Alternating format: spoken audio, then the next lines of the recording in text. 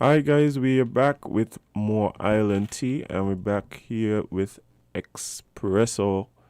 And today we have a very No, special nope, guest. nope. Basti, no, lang we have waiting now. Wait, wait, go. Local. Oh, I wasn't sure, but it local. Mm. Just ignore the money. So, Kevin, let the people know who our special guest is today. So our special guest, Eat Local Part 1, is Dr. Sebastian. Welcome and good morning. Good to be back. I remember the first time I came on here. I said I'll be back, and here I am. Yeah, man, the man who keeps his promises. Beauty, welcome back. We always love when you're here, the good doctor. Welcome back. Mhm. We can't say our favorite doctor because Dr. Wilkinson might be listening. So We all know what Yeah, we can't get ourselves in trouble with that one. Come on, So, we could have more than one favor. I don't understand what's that's happening. true. Why does it have to be a competition? So the man is secure. As you should be. Indeed, indeed. But there's a lot going on right now, and to be honest, people in the medical field are definitely right now, like just in the forefront of everybody's minds and what's happening. Yeah. So far, like locally, I know we've seen a lot of stuff on the global media and stuff like that. Yeah. But so far, because St. Kitts is such a unique case, Very unique. very unique. How do you think that has shaped like our view of COVID, and our, just our mentality towards it? Well, I think because we've done such a tremendous job that we've been stuck in this bubble for so long, we've sort of taken COVID-19 for granted because I can just look out to my colleagues in Jamaica or the UK or the United States, people who I've studied with, who I've gone to school with, who now work in these areas, which has a high prevalence of COVID-19 cases, and they're having a extremely difficult time. Some of them have gotten sick. In some cases, 30% of the staff are out at one time, Wow. and that's- they're overloaded. But because we've done such a good job at keeping COVID-19 out of St. Kitts, and if it got in, we isolate and we follow the correct protocol and procedures. We haven't had any community spread. We've been basically living in this bubble that Right. kind of shields us and protects us. But the rest of the world is going through literal chaos. And my friends complain about it every day. Some of them can't go back to work because they've had COVID themselves and they have disabilities because of COVID Oh wow. afterwards. So there's some people who now suffering with certain after effects Yes. So, because of the contraction of the virus. yes. So even after you recover, there are complications, chronic body pain, blood clots, even psychological issues like depression. Of course, that's very understandable. Yeah. So, Given the situation, yeah. We were actually talking about some of the side effects because I was telling them that I was reading that in some cases you have lung scarring and yeah. that sort of stuff. So I was suggesting, rather than just telling people to take the vaccine and it's going to protect you, you have to tell them What they're avoiding. What they're avoiding. yeah, because just telling them to take it, especially in a country where the corona rate is very low, they're not going to see. They're not seeing it firsthand. Yeah, they're not understanding the importance. But if you tell them, like, yes, this is the other side of it. This is what happens after you survive this disease, because all people focusing on is that they're going to survive, Yeah. or they may survive. Yeah. They're not Right. focusing on the after effects. Yeah, which are dire. And the thing is, well, just to remind the listeners, do feel free to call. Dr. Sebastian is he willing to take your calls and answer your questions, and I'll play a bit of devil's advocate until then, because I think that what happens is that, and I think it's changing a bit now, Yeah. but there are a lot of people with specific questions Yes. and specific concerns, and so there's just so much misinformation, right? A ton. On top of all the already like even valid concerns, that Yeah. it's difficult for you to get the messaging out to all these people to address all these specific concerns and all the little bits of misinformation that they might have had or misconceptions, Yeah. right?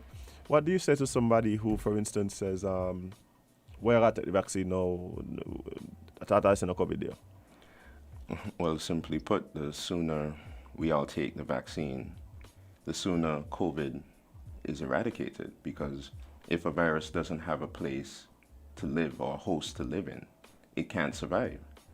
So once Right. everyone's protected, or as many people are protected as possible, then the virus gets eradicated. It doesn't get a chance to mutate and turn into a more lethal form, or a form that can be easily transmittable, even more so than it is now.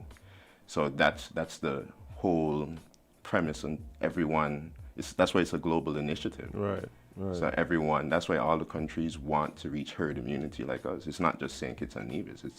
It's every country in the world. That's why Dominica gave us those vaccines, Right. so we can get a start as well.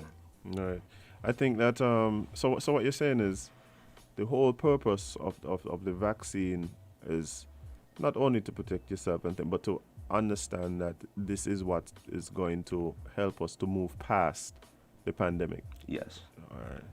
And so recently we've been seeing a lot of talk about blood clots and Yeah. countries pulling the vaccine because of this and this. Because I guess more people here are focused on this little aspect because that's the vaccine that they That get we have, yeah. So can you address some of those concerns? Because I know a lot of people been. Yeah. Actually, first saw that article a couple of days ago, probably the same day it first came out. An individual sent it to me, and they were very concerned, and I'm like, okay, let me take a look, let me read into context, let me look at all the actual numbers of what's going on, because if Right. this were the case, then I understand why the countries would do that. But when I actually read into the context, I saw the first statistic I saw was 3,020,000 plus people. The second statistic I saw was 5,030,000 plus people. The new statistic, it's 17 million throughout the Europe Yeah. with 30 plus people. And I'm looking at these statistics and I'm like, that's a tiny number. That it's almost Yeah.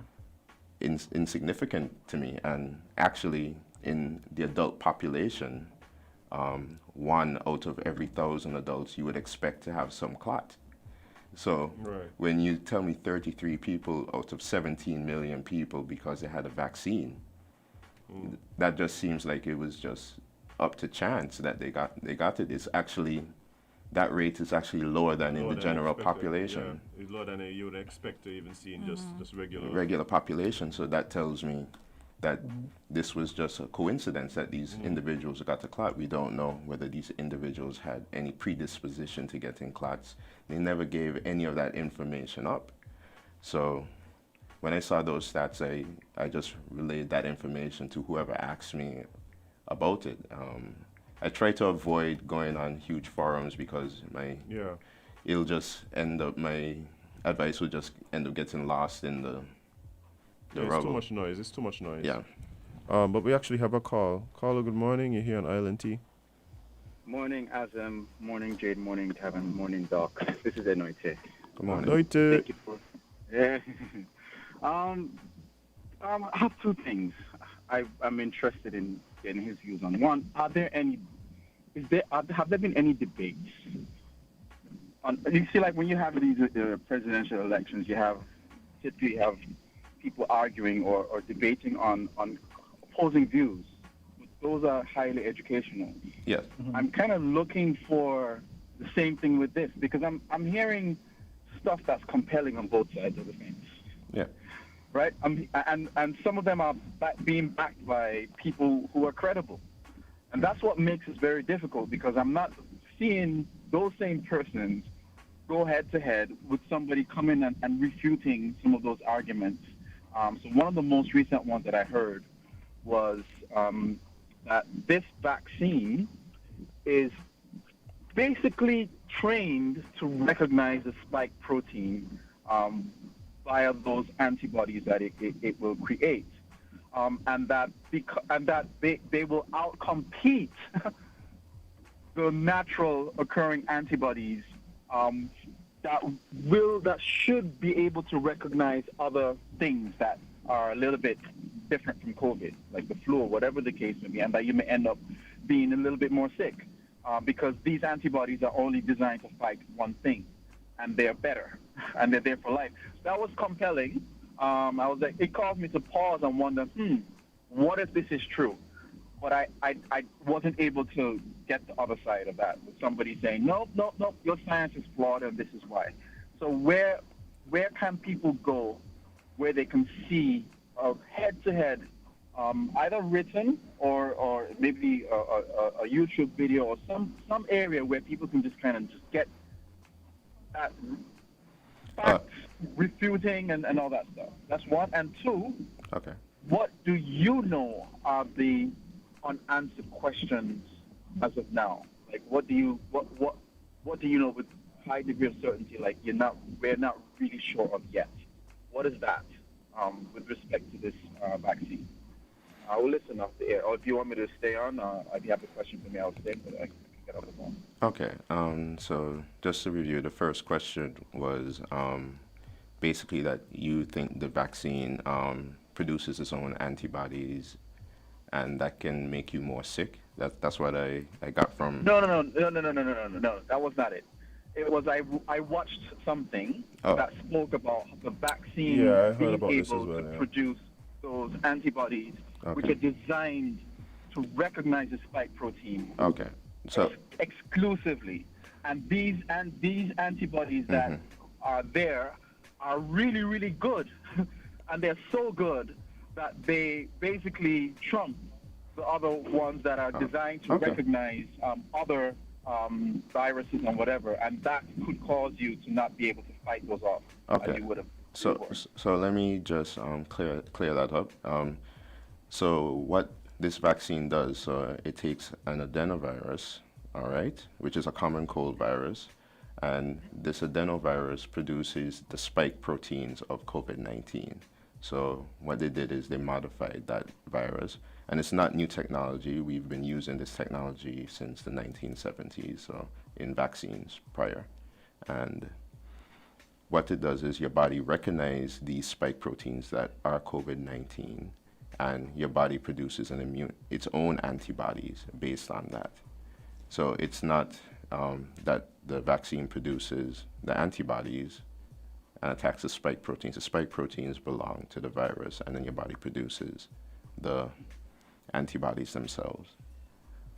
And so to find clear information regarding, well, I don't know if you can get into actual debates or discourse between researchers and professionals like that, but we have reliable bodies such as the WHO that gives information on these sort of topics and those type of things where you can go to. I wouldn't necessarily recommend YouTube unless it was a certified channel from the WHO, because anyone can post on YouTube. I mean, my nephew can post on YouTube now, and he's 8. So I wouldn't go to the YouTube per se. But the WHO, AstraZeneca has its own website if you want to go there. And there's other health bodies. I hope that answers that first question. It answers it to an extent, but what I know is that a lot of these people will always handle what they feel is their truth, what they feel is their fact, what they feel is their own interpretation of that particular, whatever the case may be. I'm looking for neutral ground. Yeah, so I know that you have no agenda. We're just trying to hash out. Well, the WHO would have no agenda because it's an international body. It's not a government body like, let's say, the CDC. Right. It's international. It has no agenda except health. So I don't see the WHO siding with any vaccine over the other. It hasn't sided with any vaccine over the other. It's been promoting all the vaccines pretty fairly. Right. And the precautions that they took with the AstraZeneca, they're actually looking into it currently with an advisory committee that meets with them every 2 weeks. And they're supposed to get a report out, I believe, later this week about those same blood clots that people were worried about and cautious about. So hopefully after that report comes out, that vaccine will continue because Europe right now actually is doing pretty terribly. They're trending in the wrong direction. They're actually those same countries that stopped the vaccine, they're actually getting really, really, really bad. The UK is actually trending in the right direction because the UK is, administering the vaccines on time. The US is trending in the right direction now. Hospitalizations are down. Right. So it shows that these vaccines are actually working because the countries that are administering them, they're working. Yes, they're seeing a decrease in hospitalizations. Yeah. All right, Let me tonight. get off the phone and let somebody else call, man. Thank you so much. All right, no But- problem. But the thing is, there's because I've seen similar reports to what Inoite was referencing. I was actually watched a panel. I was sent a video. There was a panel of apparently they were doctors. Right? Apparently. Yeah. And they were speaking about how the vaccine, and this is not something that was unique to this particular vaccine, but the fact that vaccines sometimes have and like almost like an opposite effect where they overproduce whatever. I can't remember the name. At the time I actually Googled the thing and saw it was like a thing, but it was also mentioned in the article that I read that it was very it was negligible in terms of the cases of that actually happening. Okay. So it's like you look at these, because for instance somebody would send me something and they'll be like, but it's doctors, see doctors saying this, like, Yeah. and I'm like, you're gonna always have things. Even in Noite, I mean, you're thinking to myself like, he's looking for the black and white, but the truth is everything is more gray. Yeah. So so science is basically, so when I do research on anything at all, it's critiqued and critiqued and critiqued by peers and stuff until it can't be critiqued anymore, and that's how you know that you have something golden. Whether it's a vaccine being produced, etc. Whether it's the law of gravity that was critiqued till it's undisputable, and we just assume that gravity is fact. Right. But I understand where individuals are coming from. Yeah. And it's hard to see professionals out there and they're disagreeing. So. But that is part of the process. And that's actually part of the process until you can disprove the critiquing process. However, I don't agree on you creating a video that can cause mass skepticism. Right. And because that's very dangerous. Yeah, exactly. And the thing about it for me is that the thing is, the debates that it is referencing, I think they do happen, but they just happen among professionals. So the people within the profession would get together and they would have a clash of ideas and discuss and go back and forth. There's all these conferences and stuff where this is what happens in science-based situations. But we actually have another call. Caller, good morning. Okay. Good morning again. Good morning to your guest. Good morning. Yes, now what do you say to someone? I've heard the person calling in different time with the same comment on a different radio station. His question is, since the vaccine cannot stop you from getting it or prevent you from spreading it, what really is the use? And in fact, he went on to say, I think the government is the money that they allocate to purchase the vaccine could be better spent. See no need for it. That's one. Okay. How do you balance natural herd immunity as against vaccination. By natural, I mean let people get it and let it spread. Okay. All right. So let me answer the first one. So the vaccine efficacy of the AstraZeneca goes up to 90%, right, when you get the 2 doses, okay? 10 to 12 weeks apart. So yes, it's not 100%, but there's about one vaccine out there that's 100%. And I believe that's the tetanus vaccine. That's the only vaccine that's 100%. All the other vaccinations don't reach the 100%, but we still take them. Measles, mumps, rubella. Polio reaches close to 100%. It's 99 to 100, so there's a little gray area there after you get 3 doses. So yes, it's not 100%, but when you decrease the likelihood of it being transmitted, you decrease the likelihood of you getting it. And and like I mentioned previously, if the virus doesn't have a place to live, then it's going to die out, okay? And it also prevents severe illness, so you won't get intubated, you won't end up in the ICU, and it prevents death. So if it prevents you from dying, it prevents death, and it also prevents those complications that COVID-19 can give you, then we're in a much better position to eradicate the virus than we would be if we just let the virus come and we did natural herd immunity. So the problem with natural herd immunity is that you face the risk of severe disease and death, and you face the long-term effects of COVID-19 that have been proven. Effects, yeah. So, and you also allow this virus to thrive, mutate, and right. That's it. And it changes into a more deadly form. So currently, its death rate isn't as high as things like Ebola, where I believe you have a close to 50% chance of dying if you get it. So why give this virus a chance to mutate into something that could be extremely harmful or that can decimate populations? So that would be my answer to that. I hope it answers your question. Yeah.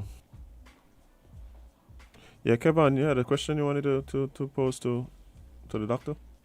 Yeah.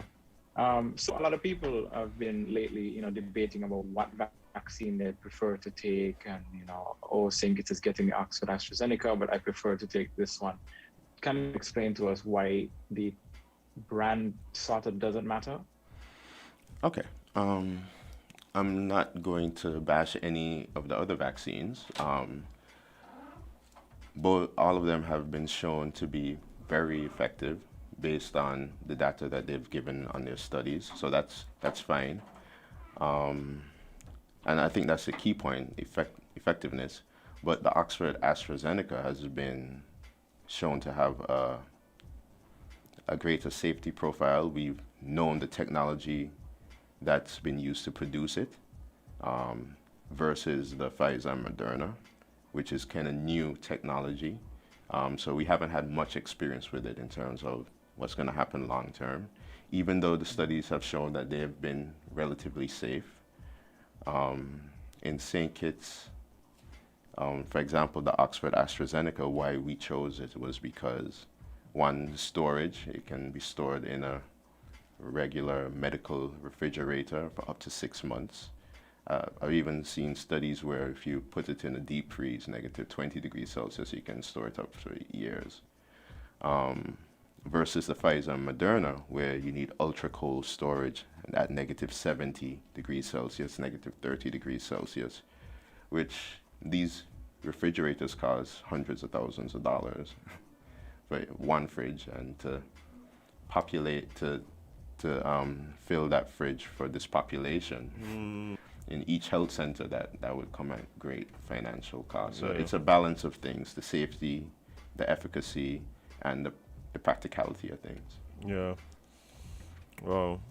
Well. Of information. Yeah, and I think that and that's the thing. And sometimes it's funny to me to hear people say, like, you're waiting on this one. Like, I understand some people say they want the Johnson & Johnson guys 1 dose. Some people say, no, they're flying to the States to get this one, and thing. Yeah, I think you can knock people, but again, the information is out there. go to reputable information houses, media houses. The doctor was saying, the World Health Organization is non-profit, non-governmental, and international, with a mandate to just raise awareness and to bring the world to a better health status, right? So, I feel like that's a place you could go to try and find as much information, and they have been putting out information pretty frequently on all sorts of issues to do with the virus, and with the vaccine rollout that's happening in a lot of the different countries. But it's already 9:30. I know we have a lot of people who are trying to call in, but it's like you said, there's just so many questions. Yeah, there's a ton of questions. And feel free to call your doctor, people. Feel free to call your doctor, have a conversation. We said that here already. Even if it's not your personal doctor, some of us have doctors who attend the same church that we go to, doctors who live in the same neighborhoods. Tap them, ask your questions. I'm pretty sure that they are willing to have a conversation and talk to you about whatever it is that's concerning you, your concerns. Yep. But Dr. Sebastian, we thank you for coming to answer these very important questions, because I know a lot of people had them on their minds. Yeah. I hope this has eased some of their anxiety, and this will influence them, or push them towards getting the vaccine, because I know a lot of people were still skeptical.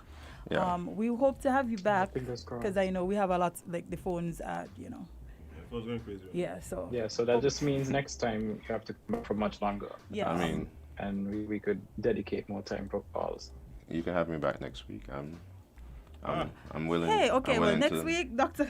I'm willing to push this, because I know a lot of people concerned. They message me, they call me, and on every platform there is, and I want to get, proper information out to the masses as effectively as possible. So Okay, well, hopefully. I'm always available to answer questions. Sweet. Yes, we'll talk after the show and figure out a good day for you to be back. But Okay. we will have you back next week to answer some more questions. All right, sounds great. So, guys, stay tuned. We'll be right back. We're just taking a very, very quick break, and you'll hear from us and see us again in about 30 seconds. Yeah, okay. Yeah.